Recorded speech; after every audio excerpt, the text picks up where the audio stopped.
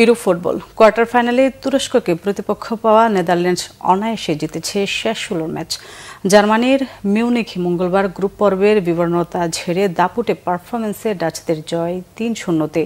জোড়া গোল করে জয়ের নায়ক দ্বিতীয়ার্ধে বদলিনামা দনিয়েল মানেল। মিউনিকের আলিয়ান্স অ্যারেনায় নেদারল্যান্ডসের উজ্জ্বল শুরুতে দ্রুতই খেয়ে হারায় রোমানিয়া। ৬ষ্ঠ মিনিটে ম্যাচের প্রথম উল্লেখযোগ্য সুযোগটি তৈরি করে ডাচরা। বক্সে ফুঁকে পড়া সিমসনের প্রচেষ্টায় এগিয়ে এসে রুখে দেন গোলরক্ষক। তবে ২০ মিনিটে কোডি গাকপোর শট ফেরাতে পারেননি। সিমনসনের পাস ধরে বাম দিক দিয়ে বক্সে ঢুকে ঠিকানা খুঁজে নেন লিভারপুল ফরওয়ার্ড। চলতি আসরে ৩ গোল নিয়ে জর্জিয়ার জর্জেস মিকাউতাজেস, জার্মানির জামাল মুশিয়ালা ও স্লোভাকিয়ার ইভান শাহারেজের সঙ্গে যা যৌথভাবে সর্বোচ্চ। এরপর স্টেফান ও সিমন্স ব্যবধান বাড়ানোর সুযোগ হারালে ১-০ লিডে বিরতিতে যায় ১৯৮৮ সালের ইউরো চ্যাম্পিয়নরা। দ্বিতীয়ার্ধেও একের পর এক আক্রমণ সানিয়ে যায় নেদারল্যান্ডস।